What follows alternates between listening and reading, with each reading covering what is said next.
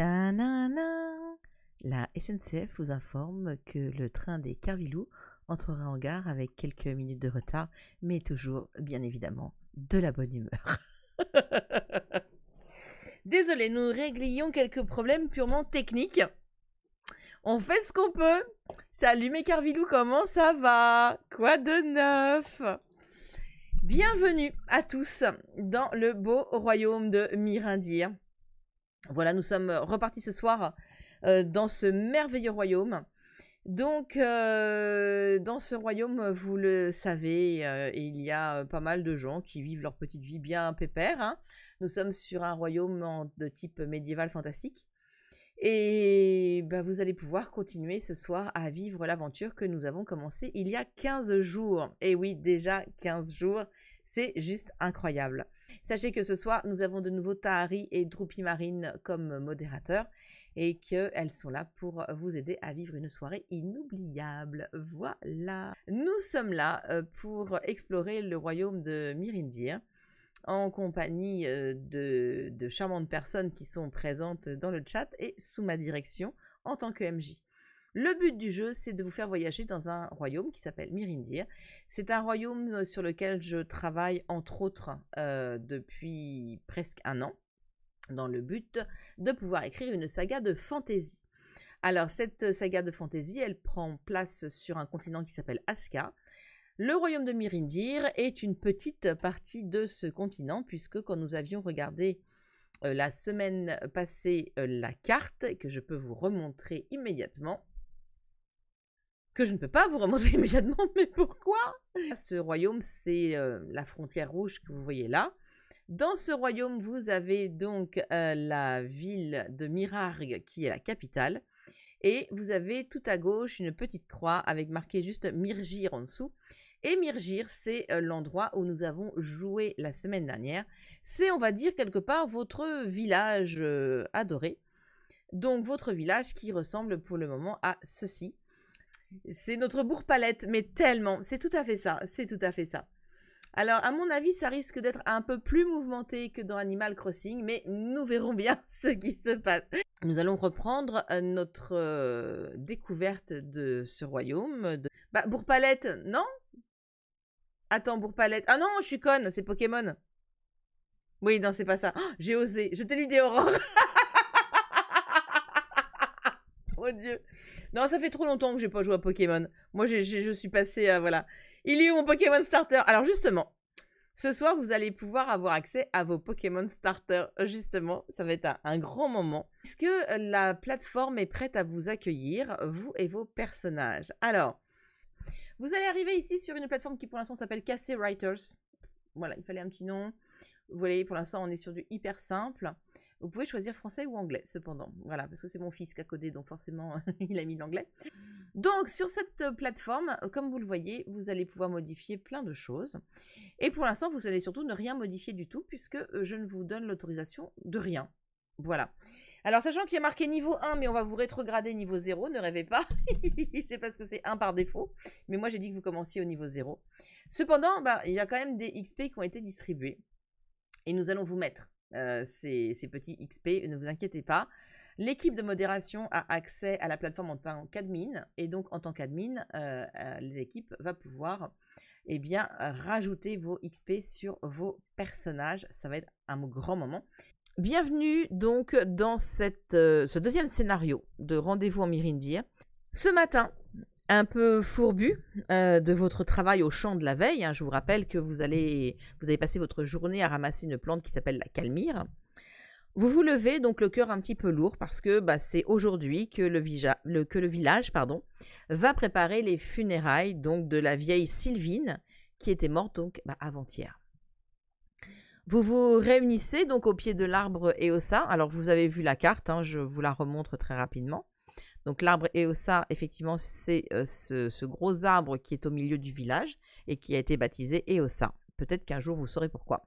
Et chacun d'entre vous porte une marque rouge, soit sur un vêtement, soit c'est une trace de peinture corporelle. En tout cas, le deuil chez vous se signifie par une trace rouge ou le port d'un vêtement rouge. Cela symbolise la douleur de la perte d'un être cher. parce que tout le monde l'aimait, la vieille Sylvine, hein, c'était votre aînée du village. Le bourgmestre, bien évidemment, est là, dans un costume qui a connu des jours meilleurs, on va pas se voiler la face, mais qui a quand même le mérite de ne pas être sa tenue de travail, ce qui n'est pas rien. Il vous réunit donc autour de l'arbre, il monte sur une microscopique estrade juste de manière à s'assurer de voir, eh bien, ma foi, les 80 personnes qui composent le village, 82 très exactement, et il prend la parole. Mes amis, le malheur a frappé notre village avant-hier et la mort a emporté notre chère Sylvine. Habituellement, la famille du défunt se charge de payer le cercueil pour l'enterrement, mais hélas, Sylvine n'avait aucune famille à notre connaissance. Nous ne pouvons cependant pas la laisser sa dépouille à l'abandon. Il nous faudrait donc trouver une solution pour... Le bruit du discours est tout à coup couvert par un hennissement, un bruit de ferraille qui grince et de bois qui craque. Un imposant chariot fermé par une épaisse toile marron vient de s'engager dans Myrgir par la route du nord-ouest. Vous vous tournez vers le nouvel arrivant et c'est un marchand ambulant que vous n'avez encore jamais vu par ici que vous découvrez. Il est donc arrivé par la route du nord-ouest et il arrête son imposant cheval sur la place en lançant un « Bonjour !» retentissant. La vraie question maintenant, c'est que faites-vous? Alors, pour ce premier que faites-vous, on va vous faire un petit sondage. On va commencer par un petit sondage, ce qui permet à tout le monde de jouer. Première proposition, je pense que vous en occupez les modos sans problème. Première proposition, vous tournez vers le marchand et vous réclamez le silence. Parce que en fait, ta gueule quoi Michel, grosso modo. Deuxième proposition, vous répondez tous plus ou moins à son bonjour. Alors pas dans un bonjour aussi tonitruant hein, que le sien, mais vous lui dites tout de même bonjour monsieur, enfin voilà. Troisième proposition, vous êtes quand même un peu curieux et vous vous approchez du chariot parce qu'il contient tout de même un énorme tas d'objets qui brinque-balle. Certains sont accrochés à l'extérieur du chariot, mais vous sentez bien, au vu des roues qui s'enfoncent dans la terre et entre les pavés, que le chariot doit être excessivement lourd et contenir beaucoup d'autres objets. Donc vous êtes un petit peu curieux et vous allez voir. Voilà. Vous avez demandé au marchand du silence. Alors je vous dis, il est un petit peu surpris. Et du coup, il enlève son chapeau. Enfin voilà, il arrête son cheval, il enlève son chapeau et puis il est un petit peu confus et il dit... Je suis désolé, excusez-moi, je ne pensais pas vous déranger, mais qu'est-ce qui se passe? Enfin voilà, il essaye de comprendre un petit peu pourquoi vous êtes tous réunis là. Et donc, vous en profitez pour regarder un petit peu à quoi ressemble effectivement ce marchand ambulant. Et ça va être votre premier défi écriture de 5 minutes. Ça va être de me décrire ce marchand ambulant. Alors, essayons de lui inventer un nom. Voyons si vous commencez à être un petit peu à l'aise avec les noms en Mirindir. Nous allons voir aussi à quoi il ressemble. Nous allons voir son caractère. Essayons de lui trouver aussi une particularité physique. Alors pensez bien que c'est un marchand ambulant, hein, c'est quand même quelqu'un qui se déplace, donc ne me le faites pas estropier, sinon ce n'est pas crédible, attention. Hein. Donc là, je reprends ma casquette de coach en écriture, hein, et vous devez toujours être très crédible quand vous décrivez un personnage, il faut qu'il s'insère dans votre monde, et il faut qu'il s'insère aussi dans votre histoire. Donc voilà, et après il faut bien penser que cela peut, amener des limitations dans ses actions ensuite, hein. Vous allez essayer de voir s'il a un savoir-faire spécial, ce marchand ambulant. Est-ce qu'il y a un truc qui sait faire particulier et que tous les marchands ambulants peut-être ne savent pas faire. Et dans le divers, j'aimerais beaucoup aussi que vous pensiez peut-être à décrire son cheval et son chariot. On est d'accord là-dessus? Alors, je vous rappelle le grand principe, hein, c'est que je vais mettre en place le timer et je vais vous laisser 5 minutes de musique pour écrire la description de ce marchand ambulant. Je vous rappelle aussi que ce n'est pas un concours d'écriture, que ce n'est pas non plus une écriture réservée aux auteurs aguerris. Si vous n'avez jamais écrit de votre vie, mais venez, amusez-vous avec nous. On ne juge ici pas l'orthographe, On juge ici la pertinence des idées, leur originalité et jusqu'à quel niveau vous allez nous faire voyager dans le monde de Myrindia. La semaine dernière, nous avons créé ensemble une plante qui s'appelle la calmire et donc je me suis amusée à compléter sa fiche avec vous et surtout à trouver avec ChatGPT une représentation de cette calmire. Donc vous avez ici un petit visuel de la plante. Nous avons aussi rencontré la semaine dernière des mapraquets. Et alors c'est vous qui inventez les noms à chaque fois, hein, c'est ça qui est chouette aussi. Et donc le mapraquet, voici donc à quoi il ressemble. Et voici donc sa description. Et sur mes fiches, alors vous c'est derrière le chat, vous le voyez peut-être mal, mais à chaque fois sur ma fiche, j'indique en fait quel est l'auteur ou enfin le créateur ou la créatrice de l'objet, du lieu, de la faune, de la flore. Donc pour la calmire, c'était Prue White et pour le mapraquet, c'était Aurore Maximoff. Voilà. Je déclenche le chronomètre pour 5 minutes, je vous mets la musique, je pose le micro, mais je reste dans le chat avec vous pour voir un petit peu si vous avez besoin. Allez, c'est parti. Bonne écriture à tous pendant 5 minutes. Alors, fin du chrono, les amis. T'as pas eu le temps? Oh my god, Adri. Allez, vas-y. Publie ce que t'as fait, c'est pas grave. Ça peut peut-être nous donner un complément sur une autre description ou quelque chose comme ça. On va commencer donc par la description de Luc. Donc, pour votre première participation, déjà, tous ceux qui ont mis leur texte ici se voient tous attribuer un XP parce que, tout simplement, vous avez participé à cette session, deuxième session, ce deuxième scénario de Myrindia. Luc nous présente donc Solman. Solman, c'est un homme brun, aux yeux extrêmement noirs, qui confondant sa pupille à son iris, ce qui lui donne un petit air démoniaque. Il n'est pas très grand, plutôt musclé. Ses cheveux sont longs, bruns, attachés en catogan et dégageant son visage marqué d'une tache de naissance brune. Et il est très fort. Il pourrait même soulever un cheval. Alors, étant donné que j'ai dit que nous étions dans un contexte de non-magie, enfin voilà, pour l'instant, vous êtes dans un contexte de village où il ne se passe pas grand-chose. Enfin, voilà, vous n'avez pas de super pouvoir, je n'ai pas parlé de magie, je n'ai parlé de rien de tout ça pour l'instant. Donc, soulever un cheval, il y a peu de chance quand même. Parce que putain, ça pèse lourd un cheval quand même. Hein. Mais bon, un poulain éventuellement. Un petit poney peut-être, mais voilà. Mais tout petit le poney, hein, voilà.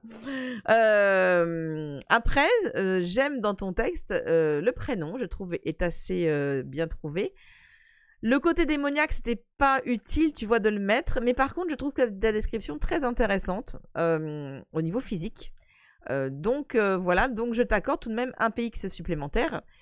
Parce que dans l'ensemble tu réponds à la consigne et il y a une bonne base qu'on peut prendre en compte. Jessie nous dit, le marchand ambulant se nomme l'idiot, c'est pas cool pour lui, hein. Sa description c'est que c'est un homme petit, un peu grasset, cheveux courts noirs et tu sais pas trop pour les autres. Ok. Bon, on va pas baptiser le marchand l'idiot, d'autant plus que il n'est pas connu dans le village. Tu vois, j'ai bien dit que c'était un nouveau marchand. Donc, comme il n'est pas connu dans le village, on n'a aucun moyen de lui donner déjà, tu vois, un sobriquet. Donc, pour moi, c'est pas trop possible. Adri qui dit, j'ai pas le temps. Aurore. Aurore, elle a été productive hein, sur ce coup-là. Aurore nous présente Felipe. Felipe, c'est un homme d'une quarantaine d'années, d'environ 1m78, les yeux verts, les cheveux châtains, qui porte une barbe de quelques jours. Il est plutôt jovial et très insistant dans l'objectif de vendre. Parfois un peu trop insistant aussi, on sent l'âme commerciale de Felipe. Il porte une petite loupe dans le style montre à gousset afin d'observer plus attentivement des objets plus ou moins précieux. Ah oui, donc il a une loupe mais au bout d'une petite chaîne qu'il range comme une montre à gousset. J'aime beaucoup ça. Il est extrêmement doué en l'art de la peinture, capable de peindre des paysages très différents avec une seule et même palette de couleurs. Et sur son doigt, on semble se trouver une bague en fil de fer futile au premier abord, mais sans doute très importante pour lui. C'est chouette parce que c'est un petit côté mystérieux. T'as pas trouvé la description du cheval, donc t'as laissé comme ça. Donc un PX pour Aurore pour sa première participation. Et un second parce que je trouve la description déjà extrêmement poussée pour 5 minutes. On visualise bien ton personnage. Et j'aime beaucoup les détails que tu donnes qui le rendent particulier. Cette espèce de bague en fil de fer futile, on ne sait pas trop. Le fait qu'il soit doué en peinture, c'est un art difficile, donc pourquoi pas. Donc je trouve ça assez sympa. Adri, je prendrai cette fois-ci ton texte, Mais sachez-le, une fois que j'ai dit top, vous mettez vos textes et je les prends pas à la file parce que là, nous ne sommes point très nombreux. Donc on va dire que ça passe, voilà. Mais deux choses, si à un moment donné on est très nombreux, ça passera plus. Et deuxième chose, eh ben, il n'y a pas de raison qu'il y en ait qui aient plus de 5 minutes que les autres, quoi. Voilà. Mais pour ce soir, là, pour maintenant, je te l'accorde. Un point aussi pour Adri, hein, son PX parce qu'il l'a bien fait. J'aime beaucoup je suis le veilleur marchebrun. Il y a un petit côté, effectivement, fantastique. Après, je ne suis pas sûre de donner ce type de nom qui sont en fait des pseudos avérés aux personnages dans Mirindir. Pour moi, ils vont avoir des vrais noms et prénoms. Vrai ou faux, hein, après, voilà. Mais en tout cas, peut-être pas de ce type-là. Mais alors, Felipe, j'adhère pas. Pas du tout.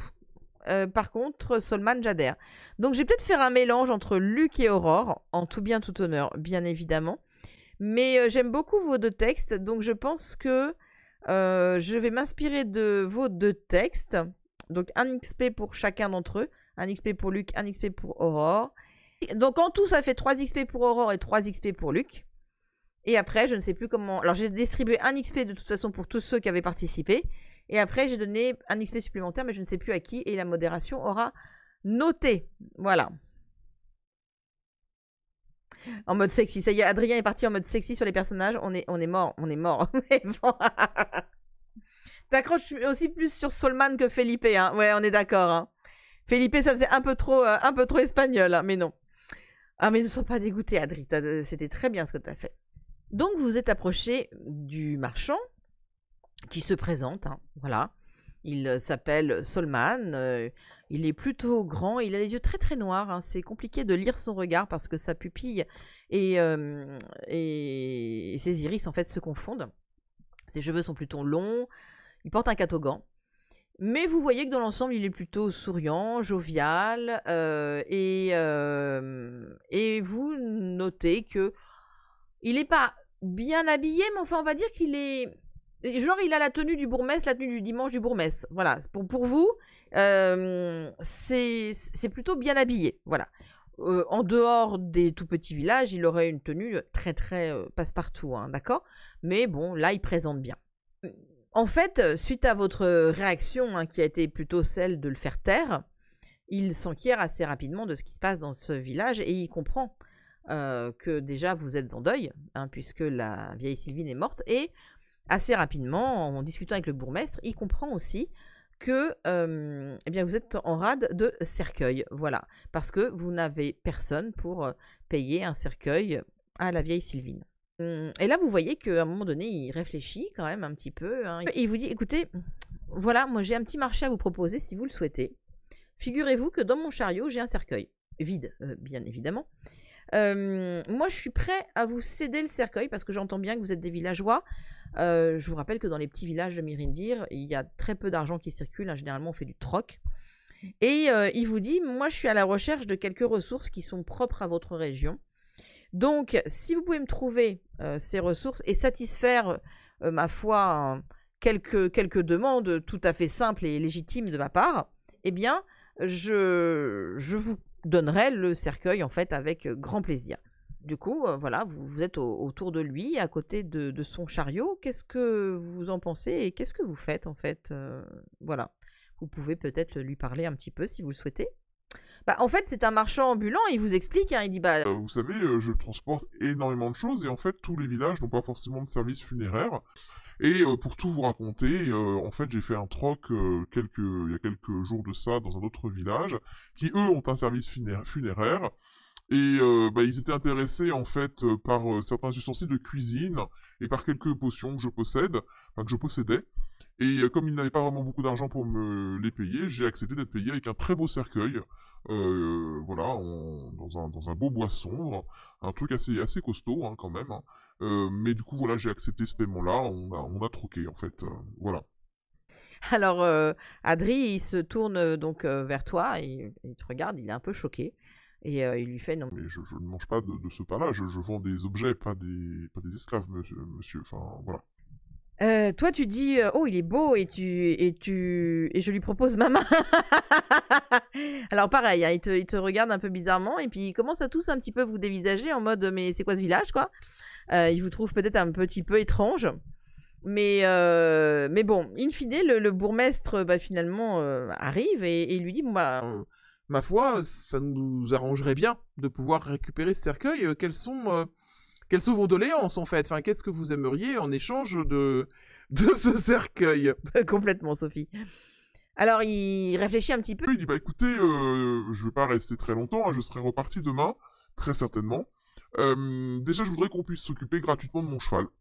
Alors, vous regardez hein, cette belle bête qui tire le chariot, vous dites, ma foi, voilà quoi, c'est... pourquoi pas. Vous voyez Galt aussi qui est dans la foule, il vous fait oui de la tête, il est ok pour prendre le cheval dans son relais, il n'y a pas de problème. Ensuite, il continue, hein, le marchand, et puis Solman, il vous dit... Moi, j'aimerais bien aussi dormir confortablement cette nuit, parce que y a des fois, enfin la plupart du temps, je dors dans mon chariot, quoi. C'est pas hyper confortable. Si vous aviez une chambre avec un lit, ça fait un petit moment, et alors, si en plus vous aviez de quoi, peut-être... me baigner, ou me laver, une cuvette d'eau chaude, déjà, ça serait génial. Vous regardez un petit peu autour de vous, et puis vous savez que dans le village, vous avez quand même une auberge, hein, voilà, qui s'appelle la Cuillère Trouée. Et donc, l'aubergiste est là, et bon, il est un petit peu embêté, mais bon, il faut bien qu'il mette un petit peu, entre guillemets, la main à la poche, et qu'il participe à l'effort collectif. Donc, il vous dit, ok, pas de problème. Et puis après, le marchand continue en vous disant... moi, ce que j'aimerais aussi, au niveau des ressources, je suis à la recherche de 5 bulbes de cadmire et de 10 plumes de matraquet. Alors, est-ce que vous pensez accepter ce marché? Qu'est-ce que vous en pensez? Vous me dites dans le chat oui ou non, suivant si vous acceptez la proposition du marchand. Parce que grosso modo, il faut trouver des bulbes de calmire et des plumes de matraquet, puisque, a priori, Galt et l'aubergiste sont d'accord pour le reste. Donc, ok. Donc, le marchand se réjouit, se frotte les mains, vous remercie, voilà. Il est très content d'avoir un lieu pour dormir ce soir. Il dételle son cheval, il range son chariot sur la place, hein, tout simplement, hein, voilà. De toute façon, il n'y a pas de voleur à Myrgir, hein, voilà. Il dételle donc son cheval et qu'il confie à Galt. Alors en lui demandant de bien en prendre soin, et Galt lui dit, vous inquiétez pas, j'ai un relais postal, voilà, avec mes chevaux. Il dit pas qu'il en a que 3, hein, mais bon, bref. Et donc il part avec l'imposant cheval du marchand ambulant. Marchand ambulant qui se fait prendre bras dessus, bras dessous par l'aubergiste et qui dit, venez, prenez vos affaires, je vais vous montrer votre chambre. Ok. Et puis vous restez au milieu du village, à côté de l'arbre et au ça. Le cercueil est à la bonne taille, Sophie. Oui, ça, il n'y a aucun problème. En plus, Sylvine n'était pas très grande. Donc, le cercueil est à la bonne taille. Et vous restez au milieu du village en vous disant, maintenant, il faut 5 bulbes de calmire et 10 plumes de matraquet. Qu'est-ce que vous faites? Et là, je vous laisse prendre la parole dans le chat pour me dire ce que vous allez faire. Je pars en forêt avec Aurore pour les chercher. Tu vas chercher quoi? Les matraquets en forêt, c'est ça, Adri? Donc, il y a un premier groupe, effectivement, qui commence à se scinder un petit peu du groupe principal en disant les matraquets, on en trouve en forêt, on va aller les chercher en forêt. Oui, mais du coup, les autres vous disent oui, mais qu'est-ce qu'on fait pour les bulbes? Enfin, voilà, vous sentez que, il y a quelques villageois, les neurones ne se connectent pas très très bien entre eux, hein, donc il va falloir prendre des décisions. C'est des plumes, pas des bêtes en entier. Ouais, mais il va peut-être falloir trouver les bêtes en entier pour réussir à récupérer les plumes, on ne sait pas. Hein. Enfin, il y a un moment donné, voilà. Mais on peut toujours aller chercher des plumes en forêt. Et pour les calmires, vous avez une idée? Parce qu'il demande 2 choses, le marchand. Hein. Il demande 5 bulbes de calmire et 10 plumes de matraquet. Comment tu fais? Explique-moi, Sophie, comment tu fais pour trouver les bulbes? Je fais la remarque que les matraquets de ce matin ont perdu quelques plumes dans les champs. Alors, ce n'est pas faux, peut-être, mais c'était pas ce matin, déjà. C'était hier. Il a plu. Et à mon avis, les plumes sont plus dans un état extraordinaire. Pourquoi tu vas en montagne, Adri? Je pars avec Jenny regarder dans tous les jardins si quelqu'un en a. Des bulbes de calmire? Ah, je crois bien, Tahari, hein, ils ont la mémoire courte, hein. Alors, tout d'un coup, vous voyez effectivement un mec qui s'approche. C'est un homme d'environ 35 ans qui s'approche et qui vous fait Et déjà, il commence par te donner une tape derrière la tête. Adri, il dit, mais qu'est-ce que tu vas chercher des bulbes en montagne? Mais il n'y a pas de bulbes en montagne, mais espèce d'idiot, quoi. Enfin, c'est pas possible. Des bulbes, on en a ramassé des caisses entières hier, bordel. Ils sont dans la grange. Il y a des bulbes de Calmire dans la grange. Donc, voilà, cet homme, Luc, donc, gagne un XP parce qu'il est futé, a priori, bien plus que les autres villageois. Et il a raison. Mais voilà, vous avez tellement galéré pour les récolter en plus. À quel moment vous n'y pensez plus? Mais voilà, donc, Luc, voilà, très simplement, on vous dit... on pourra aller en prendre 5 bulbes dans la grange, on en a, quoi. Non, c'était les réserves du village, hein. Dans la grange, c'est les réserves du village, donc vous allez taper dans les réserves du village pour satisfaire le marchand et récupérer le cercueil. A priori, ça va se passer comme ça. Il n'empêche que, une fois que cette histoire de bulbe est résolue, vous regardez tous en vous disant qu'il va effectivement falloir aller en forêt, qu'il n'y a pas trop le choix, parce qu'il va falloir avoir des plumes de mapraquet. Et est-ce que vous avez une idée de comment est-ce que vous pourriez attraper des mapraquets? Donc Sophie, je vais imaginer un perso féminin, tu me détromperas si jamais, voilà. Vous regarde et vous dit, mais attends, pour attraper un mapraquet, c'est simple en fait. De toute façon, ils adorent les bulbes de Calmire. Donc on chope 5 bulbes de Calmire pour le marchand, et puis on en prend une de plus, peut-être qu'on va découper en petits morceaux, puis on va réussir à attirer les mapraquets avec le parfum de la Calmire, et voilà. Il nous faut de quoi faire du bruit également, un max de bruit avec des instruments, et de quoi couper quelques plumes. Ah, Aurore a quand même des idées. Moi, je dois me reposer de ma blessure qui s'infecte grave. Pendant ce temps, je compte sournoisement fouiller le chariot du marchand et amadouer le cheval. Ok. Alors, ok. Après, pas de souci, tu peux rester au village. Je demande à notre ami, je ne sais plus qui, Sori, de prendre sa corne à la brume de son grand-père. Ah, tu vas voir Prue White et tu lui demandes si elle aurait la gentillesse de te prêter la corne de son grand-père. Tu lui promets d'en prendre grand soin. De manière à pouvoir repousser quelques mapraquets dans la forêt. Et effectivement, elle te dit, fais attention, hein, c'est un héritage familial, j'y tiens beaucoup, mais elle te confie la corne de son grand-père. Vous enfoncez donc dans le sous-bois, qui est assez clair, hein, ça se passe plutôt bien. On est, je vais dire milieu de journée, mais plutôt midi, quoi. Enfin, voilà, vous avez peut-être même grignoté un tout petit bout avant de partir. Les oiseaux chantent, et puis vous connaissez bien cet endroit, il n'y a pas de problème. Vous évitez cependant généralement d'y aller seul, parce que vous savez que parfois il y a des animaux qui ne sont pas toujours très sympathiques que vous pouvez rencontrer dans les sous-bois. Par exemple des mapraquets. Mais bon, voilà, vous êtes dans votre forêt, on va dire, autour de chez vous, donc vous n'avez pas particulièrement peur d'être là. Vous avancez tranquillement, et dans l'ensemble, vous avez un petit peu... le nez par terre à la recherche d'indices. Est-ce que vous voyez peut-être des traces de petites pattes de mapraquet, des pattes d'oiseaux, quoi, significatives? Est-ce que vous voyez peut-être des déjections? C'est possible aussi. Bref, vous cherchez des mapraquets. Donc certains regardent le sol, d'autres cherchent dans les arbres. Vous avancez comme ça tranquillement. Et j'aimerais donc, donc Adri, tu me confirmes que tu n'es pas allé en forêt.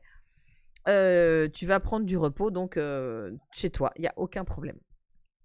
Tout à coup, Aurore, voilà, je ne peux pas vous faire de jet de perception pour l'instant, s'arrête un peu brutalement et puis il vous dit, mais vous avez vu? Alors, les autres s'arrêtent en disant, vu quoi? Vous regardez bien, effectivement. Elle dit, là entre les arbres, j'ai cru voir passer un truc bleu. Alors, immédiatement, hein, il y en a qui enchaînent. Ah, c'est un mapraquet. Alors, elle dit, écoute, je sais pas, ça m'a l'air un peu trop clair pour être ça, mais je sais pas trop. Voilà. Et du coup, les copains disent, allons par là. Peut-être qu'effectivement, il y a ce qu'on cherche. Donc, vous avancez, vous quittez un petit peu le sentier, mais c'est pas très grave, parce que, encore une fois, ce bois, vous le connaissez. Hein, vous avez des repères dans les bois. Voilà, où il y a parfois des très gros arbres, il y a parfois des rochers significatifs, donc c'est pas un lieu où de base vous pouvez vous perdre facilement, donc vous êtes plutôt confiant et vous avancez. Effectivement, au bout de quelques minutes, vous êtes plutôt silencieux, et de nouveau, zzt, vous voyez une espèce de petit truc bleu qui volette entre deux troncs. C'est très fugace, c'est extrêmement rapide. Vous vous demandez vraiment ce que c'est, vous n'avez de mémoire jamais vu un truc pareil. A priori, ce n'est pas une licorne. Hein. Beaucoup, beaucoup trop petit pour être une licorne. On essaye de la capturer. Ok. Tu veux faire ça comment? C'est quoi le premier truc que vous faites? Je me place devant et j'utilise ma marmite comme bouclier au cas où le truc nous fonce dessus. Donc tu prends la tête du groupe, ok Jenny, et tu mets ta marmite devant toi. Alors le truc ne vous fonce absolument pas dessus. En fait, très clairement, il s'éloigne de vous. Sophie tente de sortir un truc de sa poche, mais ça n'a pas l'air de marcher. Voilà. Cependant, ça n'a pas l'air de marcher. Mais de nouveau, un petit peu sur votre gauche, zut, vous voyez cette petite traînée bleue très, très rapide, en fait, très vive, qui se faufile entre les arbres. Un petit peu plus près. Donc peut-être attiré un petit peu par la nourriture, mais vous sentez bien que ça ne se rapprochera pas facilement, on va dire. On part en chasse et on revient sur les mapraquets plus tard. Sort discrètement de chez lui pour aller fouiller le chariot de Solman. Ok. Ok. Quand tout à l'heure nous passerons en mode tirage de dés, tu viendras tirer un dé avec nous aussi, Adrien. Je vais voir ça. J'aimerais que tu me dises dans le chat, Adrien, ce que tu espères trouver dans ce chariot. Voilà. Qu'est-ce qui te ferait plaisir de trouver dans ce chariot? Sophie se demande si c'est une fée, si c'est un animal. C'est vrai que petit comme ça pourrait être une fée. Alors, les fées n'existent pas, bien sûr, mais voilà, dans les contes et légendes, hein, vous en avez entendu parler. Mais ça vole, hein. Ah, ça vole, Aurora. Ça ne touche pas terre, hein, c'est certain. Ça vole, mais ça n'a pas l'air d'avoir de plumes. Ou ça n'a pas l'air d'être un oiseau, en tout cas. Tu vois, c'est des petites traînées bleues qui passent, très rapides. Vous entendez quand même un petit bruit, comme s'il y avait des ailes qui battaient très très vite. Vous voyez pas, hein. Enfin, vous n'arrivez pas à discerner réellement ce que c'est, ça va beaucoup trop vite pour vous. Cependant, a priori, un peu intrigué, vous commencez à vous essayer de vous approcher de cette étrange créature que personne n'a jamais vue ici.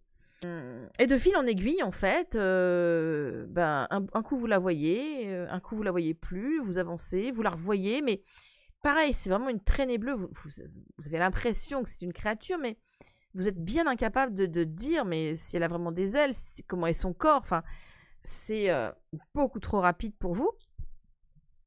Alors, c'est beaucoup trop petit pour être un bébé dragon. Voilà, a priori, voilà. Est-ce que ça ne serait pas l'esprit de votre ancêtre décédé? C'est vrai que Sophie aimait cette idée-là. Alors, ça fait parfois un petit peu froid dans le dos à une partie du groupe, mais ma foi, peut-être pas. Hein. On ne sait pas trop, en fait. Hein, on ne sait pas trop. Vous continuez d'avancer. Et tout à coup, en fait, en suivant ces petites traînées bleues, enfin, cette petite traînée bleue, il n'y en a qu'une, vous arrivez devant une cabane, a priori vide, enfin, du moins de l'extérieur, elle n'est certainement pas habitée, vous ne pensez pas. Mais ce qui est étonnant, c'est que vous n'avez jamais vu de cabane ici.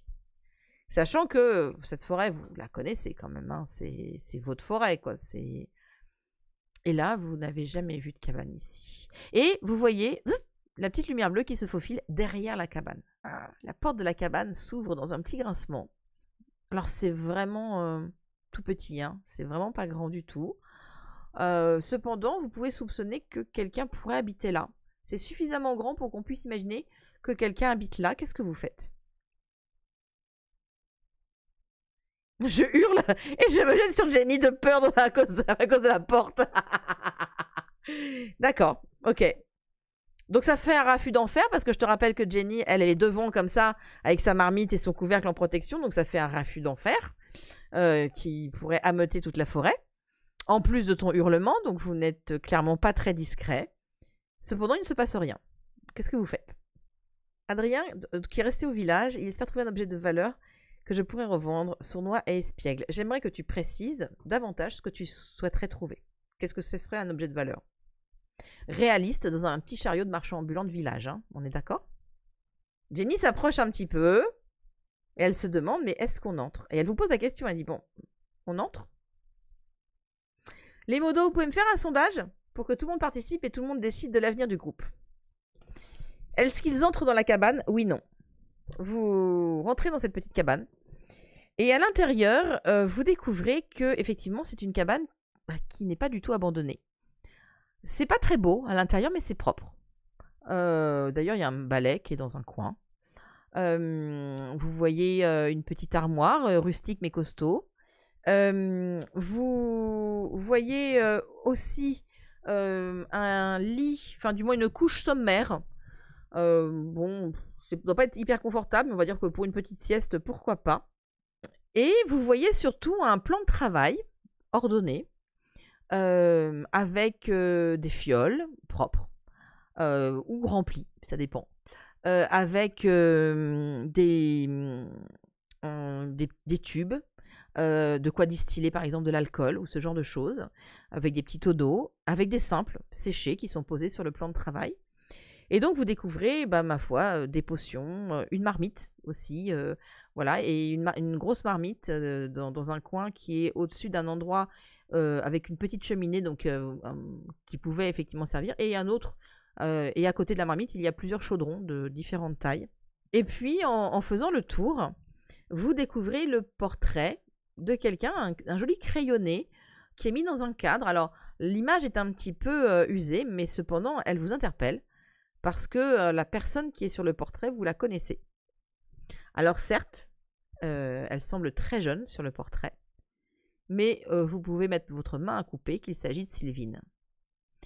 Et Sylvine, ce qui vous choque le plus, c'est que sur ce portrait, elle a les cheveux détachés, alors qu'elle les portait constamment attachés dans un chignon bas derrière la nuque, en fait, des cheveux gris assez épais. Et elle est très belle. Elle est effectivement très belle. Alors c'est un buste, voilà, c'est pas un portrait en pierre, c'est un buste. Et ce qui vous choque le plus, hormis sa beauté et sa jeunesse, parce qu'en fait peu d'entre vous l'ont connue jeune, vous avez toujours eu l'impression qu'elle était âgée en fait dans ce village. Alors dans l'ensemble vous n'êtes pas très vieux, donc vous vous dites que c'est peut-être normal d'avoir cette impression.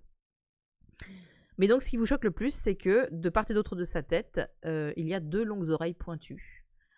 Qui apparaissent entre ces mèches de cheveux détachées qui pendent le long de sa poitrine et dans son dos.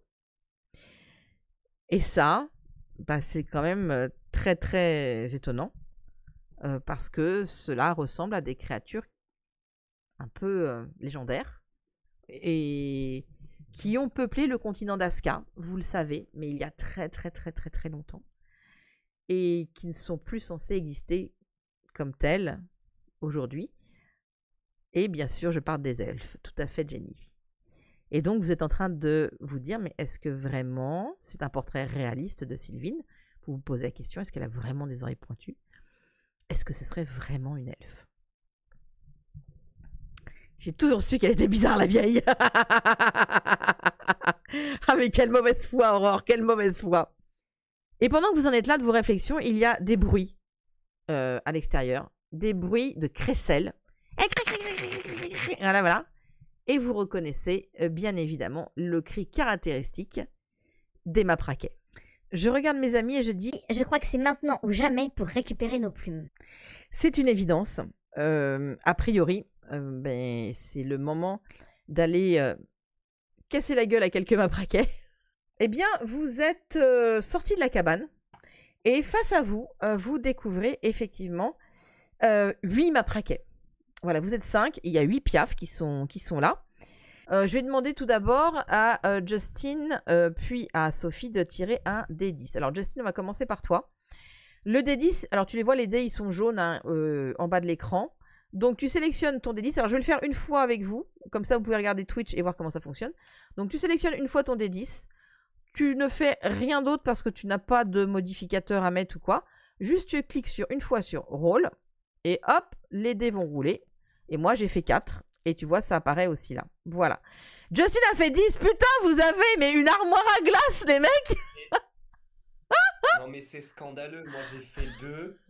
Ah mais alors toi tu te tais, tu n'es pas là. donc bah non, tu n'es pas dans le combat. Donc voilà. Donc pour l'instant, on se tait. Donc vous avez emmené avec vous quelqu'un de très fort du village, sachez-le. Donc un 10 en force. J'ai rien compris, mais je pense que c'est pas trop mal. Voilà, t'as tout compris, voilà. Plus t'as de la force en fait, et plus tu vas additionner cette force à ton jet de D20 que tu vas faire après. Plus ton jet est haut, et plus tu risques d'être supérieur au jet que va faire l'oiseau en face, et donc de pouvoir lui infliger un coup. C'est aussi simple que ça. Sachant que les oiseaux en face, eux, n'ont pas tiré un D10 pour leur force, crois-moi. Je vais tirer devant vous les...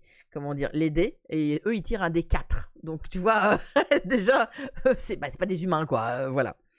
On va vers Sophie maintenant. Sophie, est-ce que tu peux tirer un D10? Eh ben, 7 aussi. Marine, est-ce que tu veux bien tirer ton dé de force, un D10, s'il te plaît? Ok, je vais changer ton nom, t'inquiète pas. Ok, Marine. Après 2, c'est Marine, tu peux mettre sur ton personnage que tu as 3 en force. Oui, 2, c'est toujours mieux que 1. Oui, alors ils sont 8, donc on va tirer 8 des 4, et je vais prendre les dés dans l'ordre, voilà, tout simplement, où ils vont apparaître. Alors, comme je vous le disais dans la première session, pour ceux qui n'étaient pas là, en règle générale, ce genre de tirage, les maîtres du jeu ne le font pas devant vous. Mais comme j'estime que dans la communauté, il y en a plein qui ne doivent pas jouer au jeu de rôle, je vous montre en fait un peu les coulisses et comment ça se passe, quoi, pour que vous puissiez savoir un peu. Dis donc, 3, 3, 3, 3, hein, 3, 3. Vous avez donc face à vous des mapraquets qui, dans l'ensemble, ont l'air assez vivaces, assez vivants, assez... voilà, quoi. Qui avait pris des choses? J'ai Aurore qui avait pris un... Qui est-ce qui a pris la corne? Qui a la corne? Moi, je l'avais emprunté. Ok, donc tu auras plus 2 à ta force, ok. Jenny, tu avais pris, je crois, des ustensiles de cuisine pour faire du bruit, etc. Marmite et ustensiles en bois, donc tu auras plus 1. Est-ce que quelqu'un d'autre m'avait dit qu'il avait pris quelque chose, ou pas? Moi, j'ai oublié mon courage. Ça va aller, Marine, ça va aller. Marine, effectivement, se planque derrière toi, Justine. Donc, en fait, au lieu de jouer avant toi, elle va jouer après toi. Voilà, sache-le. Ça aurait été son action de départ. C'est tout à fait acceptable. Donc, en fait, elle était un petit peu devant toi, tu vois, genre dans tes 14 heures, tu vois, enfin, voilà. Et tout d'un coup, quand vous sortez de la cabane, vous voyez les mapraquets, et tu vois Marine, hop, qui fait un petit pas en arrière, et puis un deuxième, et puis tu sens que, clairement, elle est derrière toi, en fait. Enfin, tu vois, t'as pas de doute, quoi. Tu te dis, tu vas te prendre, toi, le truc avant elle. Hein. Enfin, c'est une évidence. Mais bon. Donc, Marine, tu te sers quand même de Justine, finalement, comme un peu comme d'un bouclier. Avant que nous sachions ce qui se passe dans ce combat, je vais demander à notre ami Adrien, qui est resté sur place, de tirer un des 20. Parce que Adrien... il profite de l'heure du déjeuner et que beaucoup de villageois sont en train de manger soit au champ, soit dans leur maison, enfin bref, ils sont tous plus ou moins occupés, pour s'approcher discrètement du chariot de Solman. Voilà. Et on va voir s'il est vraiment suffisamment discret et s'il obtient quelque chose ou pas. Donc je vais te demander de jeter un des 20, s'il te plaît. Alors... Donc, je m'approche du chariot. Hein. Ouais. Et donc, tu m'avais dit que dans l'idée... Attends, j'avais pas vu ce que tu voulais... Tu m'as dit que... Alors, j'ai dit que je cherchais un objet de valeur que je pourrais revendre. Ok. Un objet de valeur que tu... Accessoirement, il a dit qu'il était persuadé aussi que j'allais me faire marave par les mapraquets. Accessoirement. Ok, ça marche. Ok, d'accord.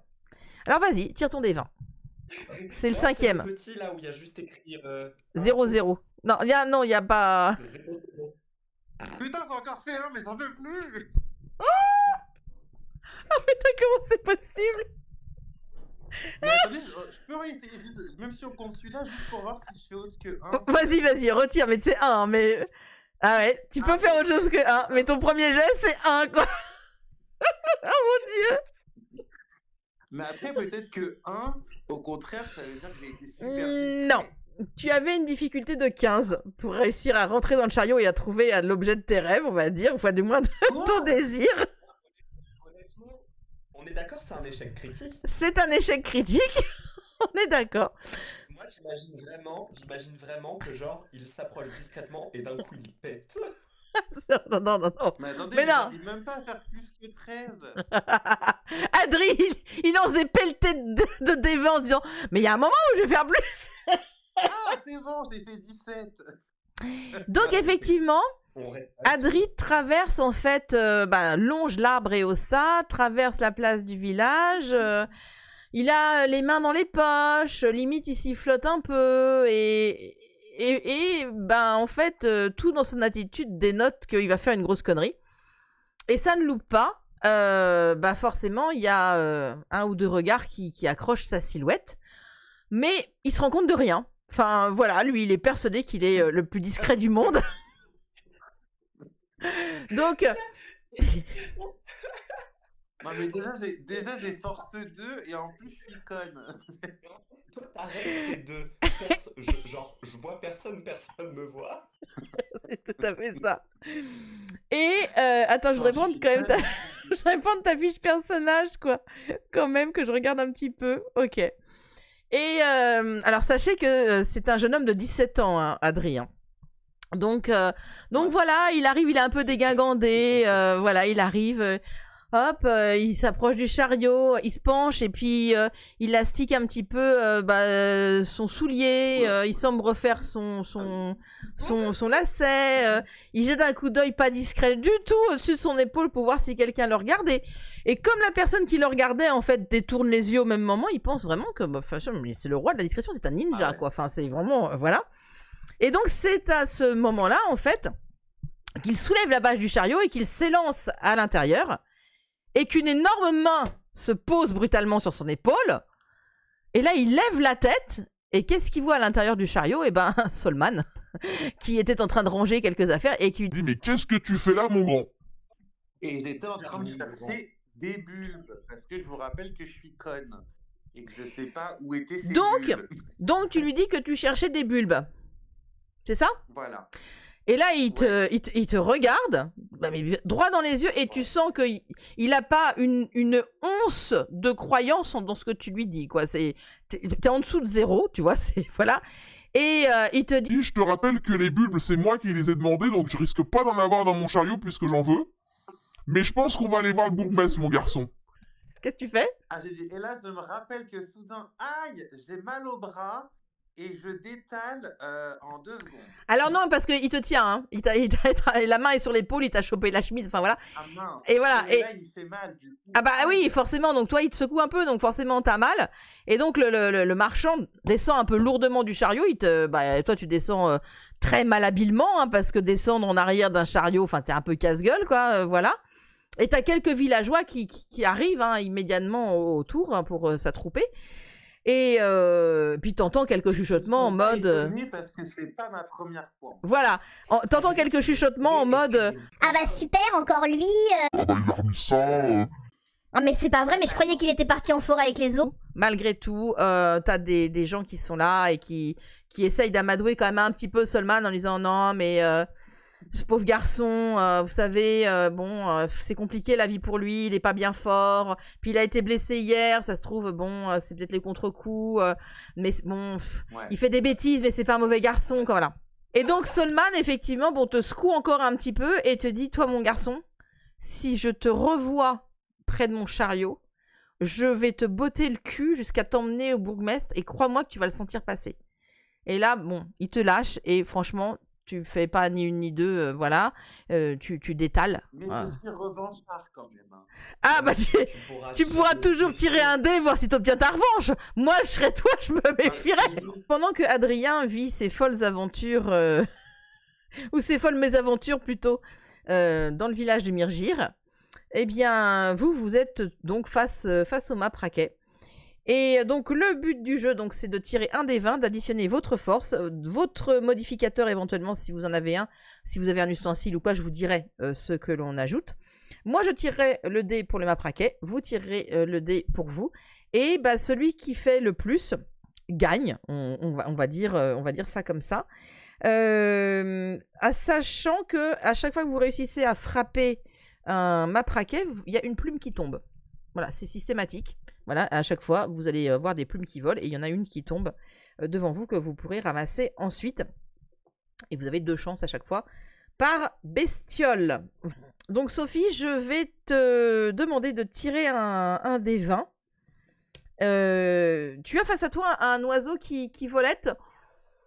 Bon, il a pas l'air très vif. Tu fais 11. Donc 11, donc ça fait donc 18 pour toi.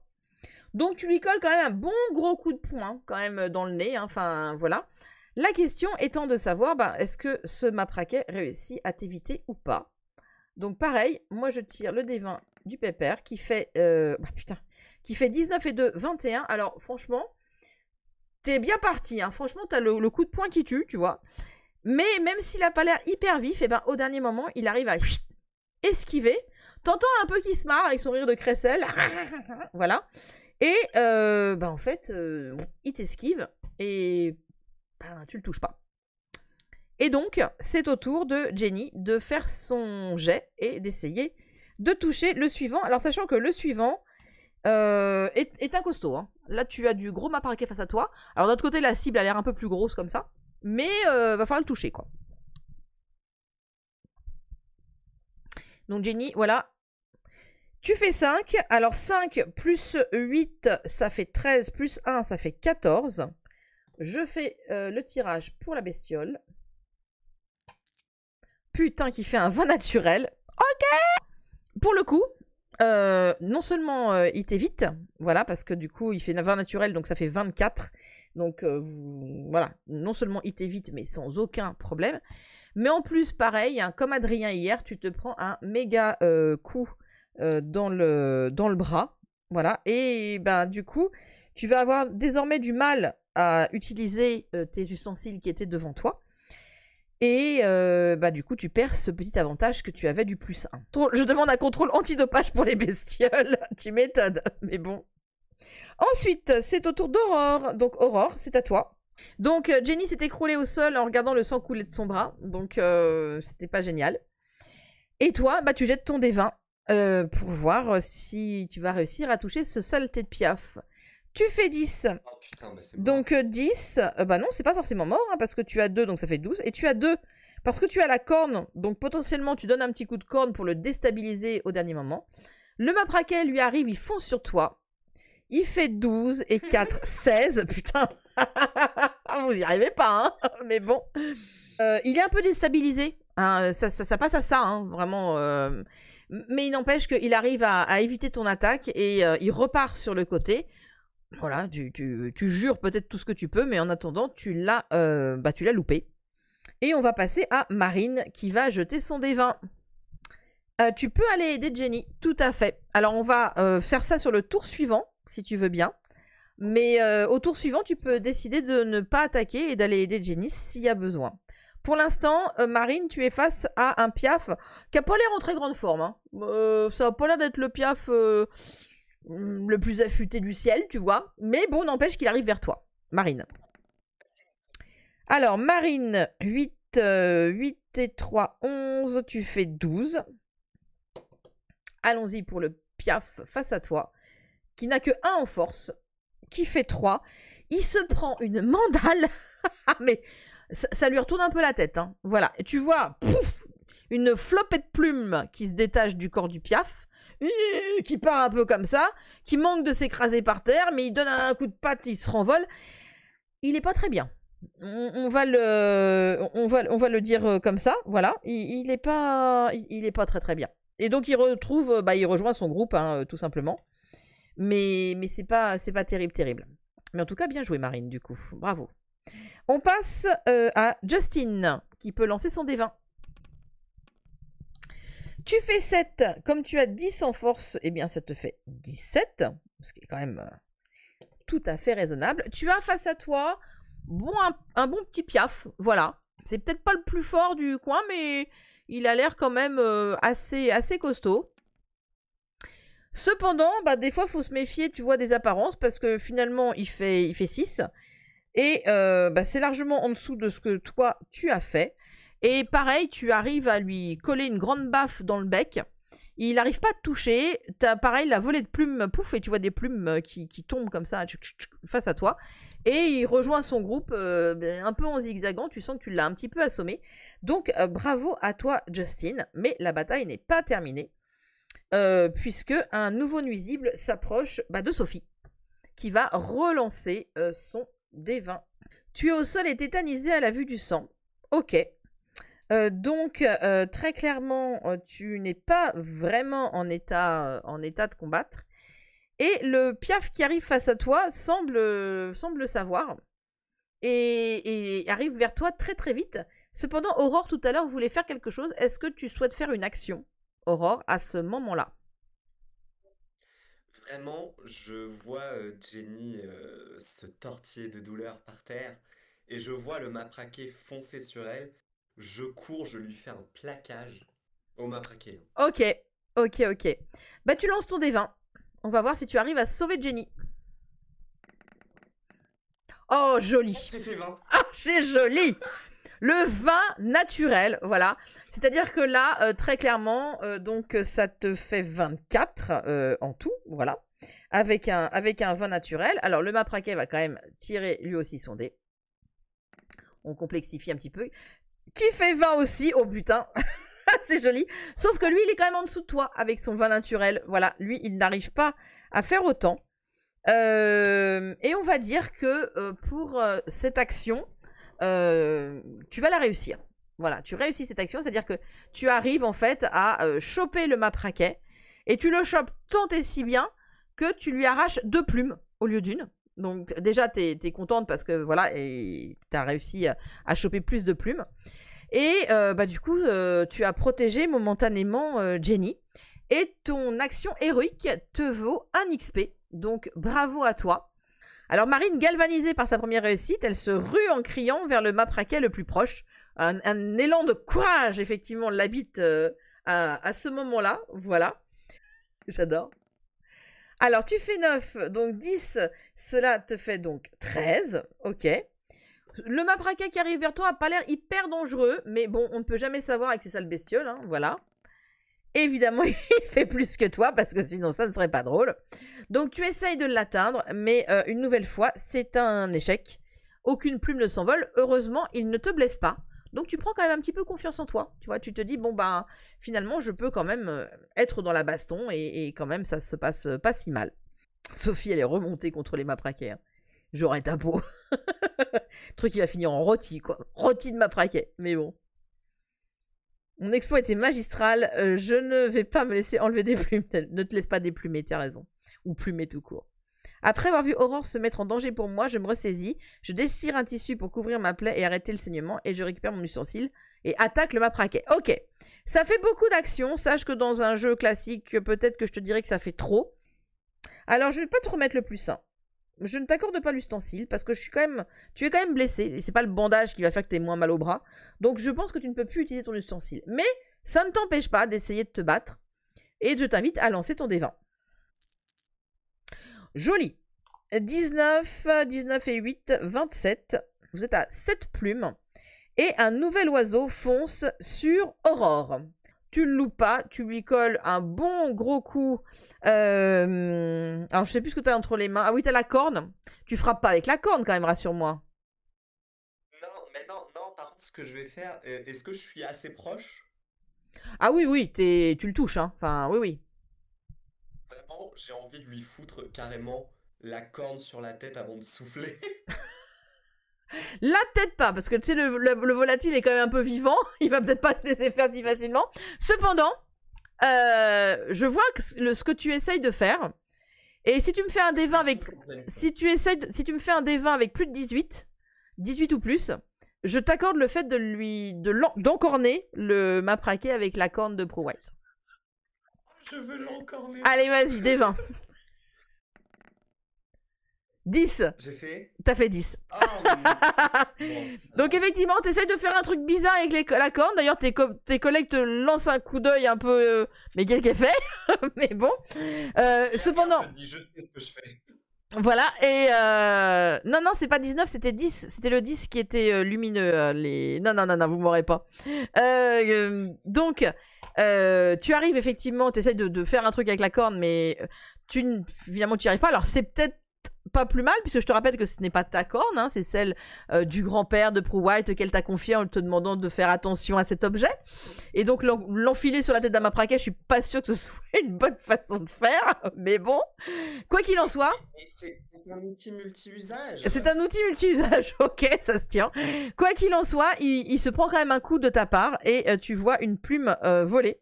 Donc tu as tout de même réussi à lui repiquer une nouvelle plume. Vous voyez qu'il y a quand même un tas assez considérable de plumes hein, devant vous. Est-ce que quelqu'un a peut-être un moyen de faire lâcher prise au matraquet parce que ça va finir par un bain de sang et vous risquez finalement d'être blessé vous aussi, parce que vous vous rendez compte que ces bêtes-là ne sont pas forcément très sympathiques quand elles sont quand même assez nombreuses, elles sont quand même 8, hein. Donc vous leur avez tenu tête un certain temps. Est-ce que vous avez une idée de comment vous en débarrasser? On jette de la bouffe, et on se barre. Pourquoi pas? Vous voyez Sophie qui prend le bulbe de Calmire justement que vous aviez découpé en petits morceaux, qui les jette devant les piafs en vous disant on part de l'autre côté. Vous attendez quelques secondes quand même de voir un petit peu la réaction des mapraquets, et effectivement les mapraquets volettent un petit peu, ils ont l'air un petit peu perturbés quand même. Vous voyez que ils décrochent un petit peu du combat. Et puis, il y en a un qui commence à aller plus loin, à tourner au-dessus, à se poser. Et très vite, les autres suivent. C'est un peu comme des pigeons, quoi. Et très vite, ils sont autour des petits bouts de Calmire que vous avez jetés comme ça, pas très loin de la cabane. Et vous vous précipitez, vous, dans l'autre sens de la forêt, de manière à échapper à ces piafs qui sont quand même assez insistants et assez chiants. Voilà, on va quand même juste le dire. Voilà. Et pour ce combat, j'aimerais que vous ajoutiez un XP à tous les participants du combat. Et donc, c'est avec votre trouvaille, on va dire, que vous vous dirigez vers le village. Vous vous dites que, a priori, vous avez maintenant tout ce qu'il vous faut et que vous allez pouvoir rentrer tranquillement au village pour confier tout ce que vous avez trouvé à Solman, le marchand ambulant, et ainsi pouvoir récupérer en échange le cercueil qu'il a dans son chariot et qui va vous être bien utile pour les funérailles de la vieille Sylvine. En papotant quand même un petit peu sur le retour, vous vous rappelez de la cabane, vous vous rappelez du cadre avec cette illustration de Sylvine jeune et on va dire avec un physique auquel vous ne vous attendiez pas, hein, tout simplement. Vous parlez un petit peu de votre combat, voilà, vous soutenez Jenny aussi parce que elle a quand même assez mal à son bras, mais voilà, vous la soutenez, vous lui dites que le village n'est pas très loin, que là-bas vous pourrez la soigner, vous désinfecterez sa plaie, vous lui ferez un petit bandage comme il faut, et c'est finalement une plaie assez superficielle, voilà, ça a saigné, mais ça devrait aller. Vous ne revoyez pas cette petite traînée bleue qui vous avait conduit jusqu'à la cabane au milieu des bois. Vous vous demandez entre vous ce que c'est, mais aucun d'entre vous n'a vraiment de réponse. C'est vraiment quelque chose d'assez inédit dans le coin. Vous arrivez effectivement au village. Alors, très rapidement, il y a une rumeur assez étrange qui arrive à vos oreilles. Il y a des gens qui murmurent un peu, puis qui viennent vous voir, des amis, voilà, dans le village vous connaissez tous, hein, puis qui vous disent ah, le petit il en a encore fait une, hein, voilà, qu'est-ce qui s'est passé et là il vous explique que Adrien, on va nommer vos personnages comme ça pour l'instant tant qu'on n'a pas leur nom, hein. Bon, il a encore fait une connerie, quoi. Enfin, il n'en rate pas une, quoi. Et il a essayé de piquer des trucs dans le chariot du marchand. Alors vous êtes édifiés, hein, parce que franchement dans le village non, on vole pas. Enfin, vous êtes des gens honnêtes, simples et honnêtes. Et ce que fait ce petit, franchement, voilà. Alors après, bon, la fougue de la jeunesse, il a 17 ans. Mais bon, vous vous dites quand même que va falloir l'occuper parce que franchement, si à chaque fois que vous le laissez sans surveillance, il fait des conneries pareilles, ça va pas être, être possible. Alors, édifié, mais pas si étonné que ça, effectivement. Sans doute parce que tu n'en es pas à ton premier écart. Donc, une fois à Myrgir, vous vous dirigez vers la cuillère trouée et en entrant donc dans la pièce, vous trouvez Solman, le marchand ambulant, en train de dîner, en train de souper, quoi. Enfin, voilà. Il a l'air assez satisfait de son sort. Vous trouvez qu'il est plutôt propre sur lui. Il est certainement passé par sa chambre. Peut-être qu'il a fait une petite sieste déjà cet après-midi. Il s'est sans doute lavé. Il n'y a plus la poussière de la route sur sa peau. Il a mis des habits propres. Et il vous confirme en quelques mots que oui, il a arrêté un gredin qui a essayé de rentrer dans son chariot, certainement pour lui piquer quelque chose. Vous n'êtes pas très fier de connaître ce gredin, vous vous excusez même pour lui. Pendant que votre ventre gargouille un peu, mais que Solman ne vous propose pas de le rejoindre à sa table, parce que son repas à lui est offert, mais le vôtre certainement pas, eh bien vous sortez de votre besace les 5 bulbes de Calmire que vous êtes passé prendre à la grange juste avant d'arriver à l'auberge, et la dizaine de plumes de mapraquet. Vous avez choisi les plus belles, et Solman, effectivement, a l'air assez content. Il vous dit qu'il va pouvoir revendre en fait ses plumes à un groupe de saltabanques qui prépare un nouveau spectacle du côté de la capitale. Vous discutez donc un petit peu avec lui et très rapidement le bourgmestre vous rejoint. Alors lui aussi, il tempête un petit peu à cause de l'incartade d'Adrien, mais il rappelle aux marchands le marché qui était convenu. Et effectivement, le bonhomme vous dit, il n'y a aucun problème, franchement, je vous cède le cercueil que j'ai dans mon chariot avec grand problème, je finis de souper et on va aller ensemble le chercher dans le chariot et je vous le troque avec grand plaisir. La part du marché a été parfaitement remplie, donc merci beaucoup. Donc vous papotez effectivement avec le marchand, vous lui dites que du coup c'est grâce au fait qu'il vous cède le cercueil, l'enterrement, donc les funérailles de la vieille Sylvine pourront avoir lieu demain. Et donc il vous questionne forcément en vous disant mais alors du coup vous dites la vieille Sylvine, mais c'était qui? Est-ce que c'était l'aïeul du village, etc. Et donc vous racontez le peu que vous savez sur Sylvine. Vous racontez qu'effectivement c'est une ancienne du village, pour ne pas dire la plus ancienne du village, qui s'est éteinte avant-hier, et qu'elle a toujours semblé être là dans ce village malgré son grand âge, et que c'est vraiment très dur pour tous les habitants, même les plus âgés, d'imaginer qu'elle n'est plus là parce que elle fait partie du village au même titre que l'arbre Eosa, par exemple, qui se dresse au milieu du village. De ce que vous savez, on vous a raconté, alors ça, on ne sait plus trop qui, ça date, voilà. Mais on vous a raconté que quand Sylvine était plus jeune, elle a voyagé en fait dans tout le royaume de Mirindir, avant de venir s'établir ici, à Mirgir, qui est vraiment un trou paumé, quoi. De ce que vous savez, elle n'a jamais eu de famille, elle ne vous a jamais parlé de ses aïeux, et bien sûr, elle n'a a priori jamais eu de descendants. Pour autant, Sylvine n'était pas du tout un être solitaire, hein. Elle faisait sa part au champ, comme tout le monde, quand il y avait besoin. Elle n'était pas la dernière à s'amuser lorsqu'il y avait des fêtes au village, malgré son âge qui allait, on va dire, croissant d'année en année. C'était quelqu'un qui aimait faire la fête. Elle possédait aussi une recette très spéciale et très convoitée, qui est une recette pour réaliser une succulente tarte à la calmire, lors de la fête de la calmire, justement. Et je vous rappelle que la calmire, c'est une plante qui est un petit peu délicate à cuisiner, parce qu'elle peut être toxique, hein. Donc, Sylvine possédait la recette, en fait, qui permettait au village de remporter tous les ans la médaille de la meilleure tarte à la calmire de la région, ce qui permet d'engranger en fait un petit peu d'argent, parce que de ce fait, le village est connu pour ceci. Et lors de la fête, forcément, les gens viennent acheter leur tarte à la calmire. Et cela dure pendant quelques semaines, le temps que les bulbes soient consommés. Et donc, c'était généralement Sylvine qui se chargeait de fabriquer ces tartes elle-même, parce qu'elle ne voulait pas partager la recette secrète de la tarte à la calmire avec les autres. Bien sûr, elle vous manque, effectivement.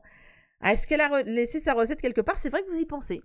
Et vous vous dites, la fête de la tarte à la calmire, c'est bientôt la fête de la calmire, puisque vous venez de ramasser les bulbes, donc ça va arriver très vite, hein, avant qu'ils ne pourrissent. Hein.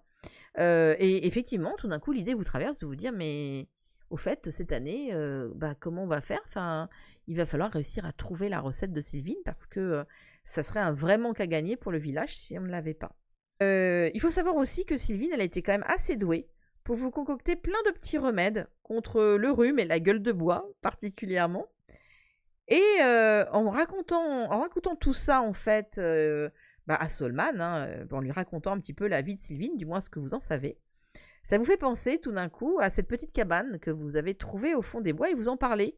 Et vous racontez que vous avez suivi une petite traînée bleue très étrange, et que vous êtes tombé sur une cabane, mais que vous n'aviez jamais vue avant. Ce qui est assez étonnant, puisque comme je vous l'ai dit, en fait, vous connaissez particulièrement bien ce coin de la forêt. Et que cette cabane, en fait, si ça se trouve, elle appartenait à Sylvine, parce que à l'extérieur, il y avait des simples. À l'intérieur, il y avait de quoi, effectivement, faire quelques remèdes. Et surtout, il y avait le portrait d'un portrait, a priori, de Sylvine jeune, qui vous a particulièrement interpellé. Et du coup, vous en parlez avec le marchand, avec le bourgmestre. Bizarrement, vous n'osez pas trop parler de ses oreilles. Voilà, le fait qu'elle ait des oreilles d'elfe, vous n'en parlez pas devant Solman. Certainement un peu par superstition, ou peut-être parce que vous vous dites que c'est quelque chose qui appartient à votre village, qui appartient à Sylvine, et que mieux vaut en parler entre soi plutôt qu'à des étrangers. Il faut savoir que dans les petits villages, hein, vous êtes un petit peu méfiant parfois, et parfois à juste raison. Donc voilà. Comment faire une bonne fête de la Calmire sans sa recette? Ça semble effectivement très compliqué, Aurore, et ça va peut-être être l'objet de l'une de vos prochaines recherches. En tout cas, ce qui est sûr, c'est que vous buvez un bon coup avec le marchand, voilà, qui paye une tournée. Voilà, il a l'air très content de sa soirée, il a l'air reposé cet homme. Certainement que c'est un bon moment dans sa vie, dans sa rude vie de marchand ambulant, on va dire. Et donc, in fine, un petit peu avant minuit, tout le monde va se coucher, vous êtes épuisé, inutile de vous le dire, hein, par votre journée. Il est très très tard quand vous vous couchez. Hein. Minuit, le soleil est couché depuis longtemps, vous savez que vous avez certainement des travaux à faire demain. Il y a les funérailles aussi de Sylvine le lendemain. Donc en fait, effectivement, vous vous couchez épuisé mais heureux, parce que vous savez que grâce à vos efforts du jour, vous avez pu offrir une dernière demeure décente en fait, à l'aïeul de votre village, et ça compte beaucoup pour vous.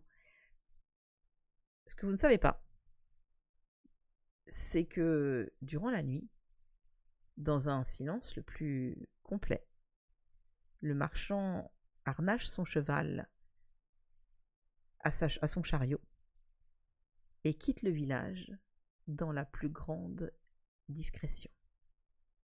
Et nous nous retrouverons pour une 3e soirée en Mirindir dans 15 jours.